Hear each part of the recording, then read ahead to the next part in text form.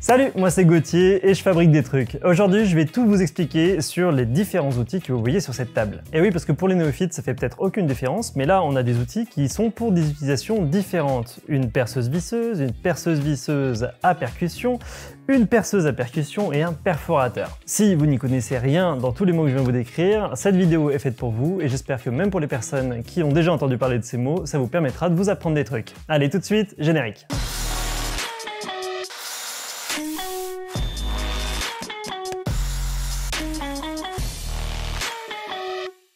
On va commencer avec l'outil que vous avez très certainement chez vous, c'est une visseuse-perceuse de base. Mais rien qu'avec cette perceuse-visseuse, on va pouvoir faire plusieurs choses et de manière différente avec. Déjà sur les choses essentielles à savoir, vous avez une gâchette qui va pouvoir gérer la vitesse en fonction de l'appui que vous allez mettre dessus. Je vais aller d'abord doucement et de plus en plus fort. Vous allez voir qu'au début, ça va juste allumer la LED qui va permettre de voir ce qu'on est en train de percer, et plus j'appuie,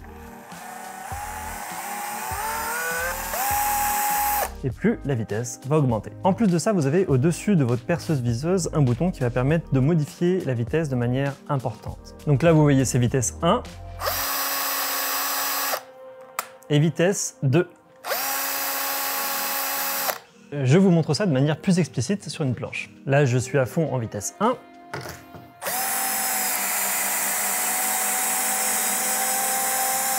Et là, à fond en vitesse 2. Alors ça n'a pas fait un beau bruit, mais au moins vous aurez pu voir la différence de vitesse, la vitesse d'enfoncement de ces deux vis en fonction de la vitesse que vous avez sélectionnée. Mais la plupart du temps, lorsque vous allez visser, vous serez en vitesse 1 pour pouvoir mieux gérer votre avancement de la vis dans le bois. Et on va réserver la vitesse numéro 2 lorsqu'on est en train de percer, où là il faut une grande vitesse de rotation pour que la mèche soit efficace. Pour régler le sens dans lequel va le mandrin, si on se met en mode vissage ou dévissage, on va avoir ce petit interrupteur ici, qui va permettre de déterminer dans quel sens on tourne. Là, sur la droite, il dévisse. Et sur la gauche, il visse. Et si vous mettez au milieu, ça bloque la gâchette, ça la met en sécurité. Dernier élément de cette visseuse-perceuse de base, vous avez la gestion du couple. Qu'est-ce que ça signifie? Ça signifie qu'au-delà d'une certaine force, la perceuse va arrêter de tourner. Regardez par exemple, si je maintiens ça fermement, la perceuse ne tourne plus au-delà d'une certaine force. Généralement, ce qui est marqué sur les perceuses, c'est que le couple va de 1 jusqu'à environ 20. Et vous voyez, le dernier logo qu'il y a, c'est le logo perçage, pour ne pas mettre de limitation de couple et percer à fond. Vous voyez, si je prends l'autre perceuse juste à côté, on va avoir exactement les mêmes indications. À quoi ça sert? Tout simplement à éviter que vous ne défonciez la chose dans laquelle vous êtes en train de visser un truc. Par exemple, le placo qui est très friable, si vous mettez un couple trop important, la vis va complètement traverser le placo et ça ne tiendra à rien du tout. Je vais vous montrer un exemple avec cette vis et cette planche. Vous allez voir que plus je règle le couple sur une valeur faible et plus la perceuse va s'arrêter vite lorsqu'elle va essayer de visser dans le bois. Donc là, vous voyez, je suis sur un couple de 1.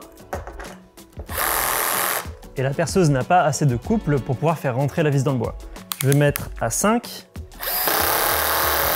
J'ai pu aller un peu plus loin, mais on voit qu'au bout d'un moment, il y a trop de force qui est exercée par la résistance de la planche vis-à-vis de la vis, et du coup, la perceuse débraye à nouveau. Je vais mettre à 10. On voit que c'est suffisant, elle a galéré un petit peu, mais elle l'a fait quand même. Quelles conséquences? Imaginez que vous soyez un peu bourrin, que vous ayez le doigt un peu lourd sur la gâchette. Je vais prendre deux valeurs différentes et vous allez voir jusqu'à où la tête de vis va s'enfoncer. On va prendre par exemple comme valeur 7 et 15. On va commencer avec la valeur 7. Vous voyez que la tête de vis n'est pas complètement enfoncée. On va essayer maintenant avec la valeur 15. Vous voyez que c'est un peu plus enfoncé. Et si on pousse l'exemple à l'extrême avec un couple à 19, et là, on va carrément faire tourner la vis dans le vide. On a trop insisté. Donc là, 19 était un couple bien trop fort par rapport à ce que je voulais faire. Alors comment est-ce qu'on sait la bonne vitesse de couple à adopter? Déjà, lorsqu'on ne sait pas trop, vaut mieux commencer avec un couple un peu trop faible, puis monter petit à petit. Et puis vous allez apprendre à la connaître, votre visseuse, au fur et à mesure. Moi, la technique que je peux vous donner, par exemple dans le cadre de montage de meubles. Vous avez peut-être déjà monté un meuble Ikea et sur la notice, c'est marqué absolument interdit d'utiliser une perceuse. Pourquoi? Parce que chez Ikea, ils ont peur que vous mettiez un couple trop fort et que du coup, vous défonciez le filet à l'intérieur du meuble et du coup la vis tourne dans le vide et qu'elle ne tienne plus rien. Donc moi ce que je fais avec les meubles, c'est que je commence avec un couple faible, ensuite je prends un tournevis et je vois jusqu'où j'aurais vissé. Si je sens que je peux visser encore un peu plus à la main, j'augmente un peu le couple. J'essaye à nouveau. Si je peux encore visser un peu à la main, j'augmente un peu le couple, etc. Et lorsque, après la perceuse, à la main, je n'arrive plus à rajouter de la force, ça veut dire que je suis au bon couple et je sais que je ne vais pas forcer au-delà de ce qui est recommandé pour du vissage à la main dans ce type de meuble. Vous voyez, normalement, ça se monte avec un tournevis. Mais bon, ça peut être un petit peu long parce que les vis, elles sont longues et il y en a beaucoup. Donc du coup, je vais commencer avec un couple faible. Là, ça a bloqué. Est-ce que je peux encore un peu en mettre à la main? Ouais, je peux encore un peu en mettre à la main. Donc du coup, je vais augmenter le couple. Petit à petit. Là, je suis à 5. Est-ce que je peux encore un peu en mettre à la main?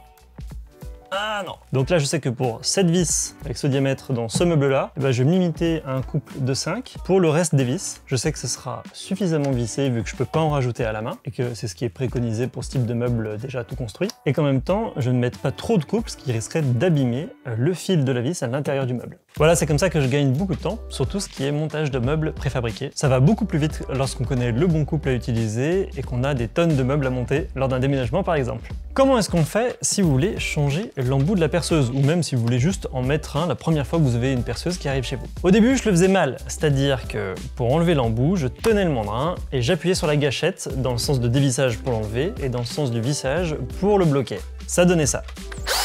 Voilà, là je l'enlevais et pour le mettre, vous voyez, vous avez une sorte de petite dent à l'intérieur de mâchoire là qui permet de prendre le truc. Pour le mettre, je faisais comme ça, je tenais le mandrin.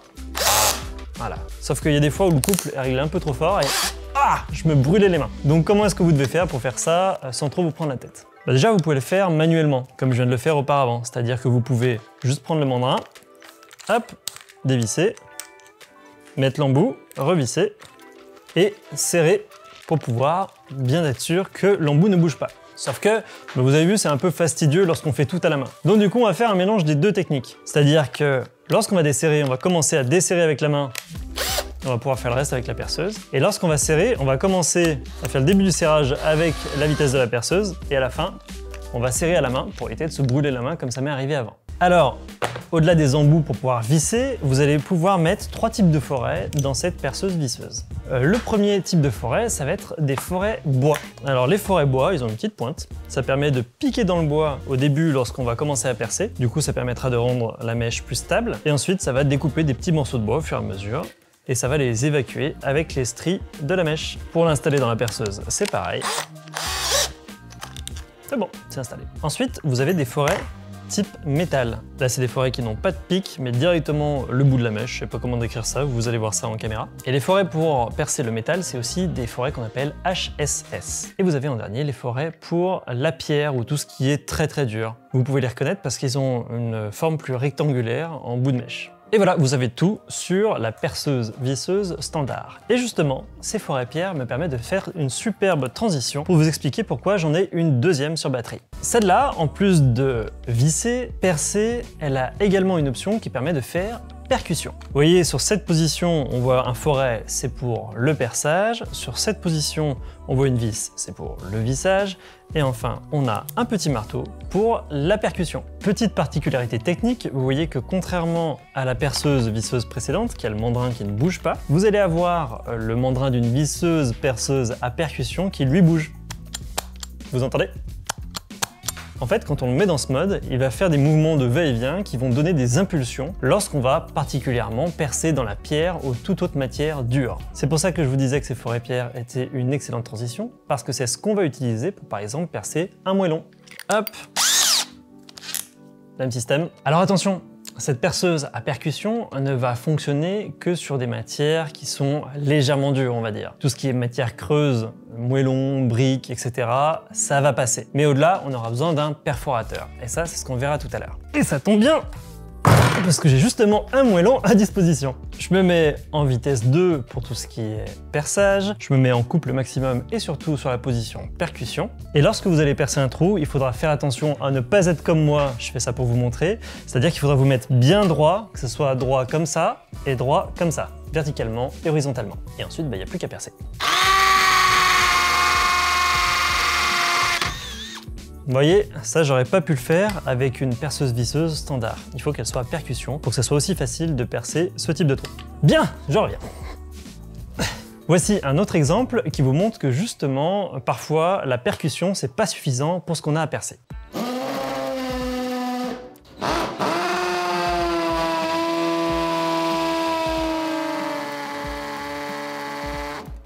Comme vous le voyez, là ça dépanne, mais ça sera jamais aussi bon qu'un bon perfo. Alors pour percer les murs dans de la brique, ça sera bien. Là par exemple, du joint de carrelage, c'est un peu compliqué et je vais aller chercher mon perfo. Et c'est là qu'intervient le perforateur, qui lui est dédié à cette utilisation.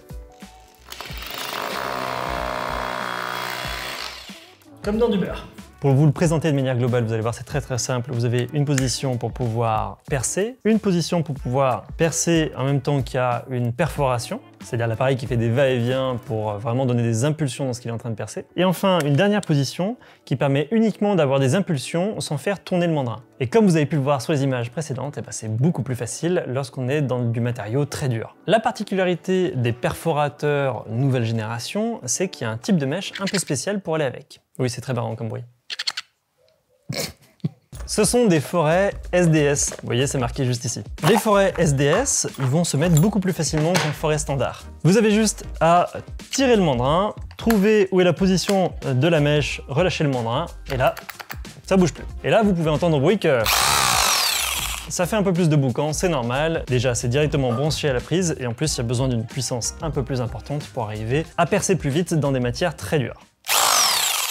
La position qu'on n'a pas encore vue, celle qui permet uniquement de donner des impulsions, elle est utile avec un accessoire que je n'ai pas vu, que j'en ai jamais eu l'utilité. C'est avec une spatule plate pour pouvoir par exemple enlever un carrelage bien collé sur un mur, ou encore enlever du sol pour vraiment avoir un mouvement de va-et-vient qui soulève le sol comme ça. Voici un exemple aléatoire trouvé sur internet.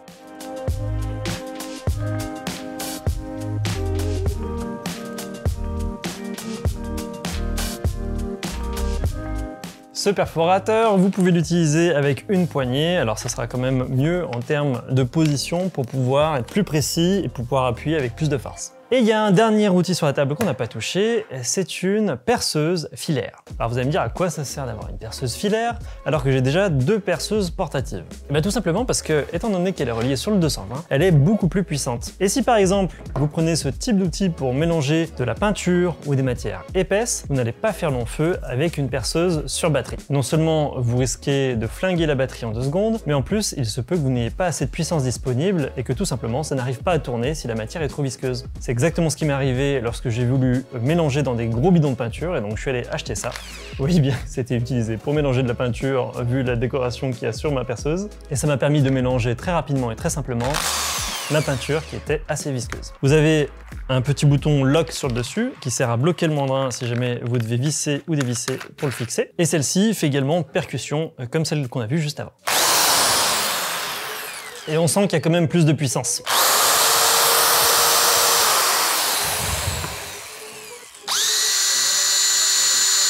Petite particularité, vous avez ici pour maintenir la rotation sans pour autant garder le doigt sur la gâchette, un bouton qui permet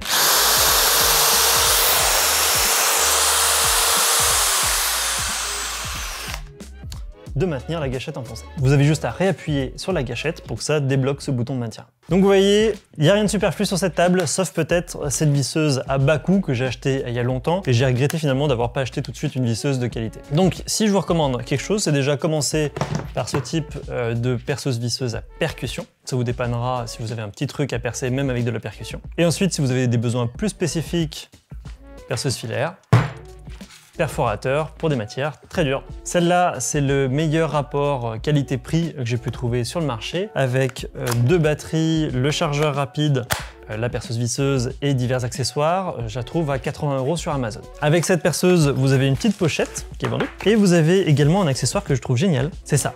Cet accessoire, il vous permet d'atteindre des endroits inaccessibles avec la visseuse. Si par exemple vous êtes dans un angle, dans un recoin et que vous ne pouvez pas arriver à accéder à votre vis, vous mettez ça. Et du coup, vous pouvez aller visser où vous voulez avec l'embout que vous allez placer sur cet endroit. Hop, par exemple, on va prendre ça.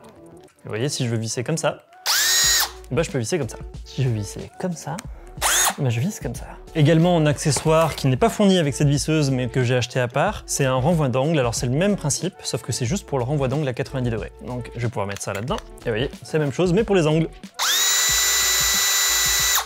Celui-ci est plus flexible, mais par contre, étant donné qu'il se torsade, vous aurez moins de couples. Celui-là, vous aurez qu'une position à 90 de possible, mais par contre, vous aurez un peu plus de couples. Vous aurez le lien de cette perceuse et de tout le reste en description. Voilà, vous savez tout sur les perceuses, les visseuses, qui n'ont plus aucun secret pour vous. J'espère que cette vidéo vous aura appris des choses. Si cette vidéo vous a plu, n'hésitez pas à vous abonner, et moi, je vous dis à bientôt. Ciao.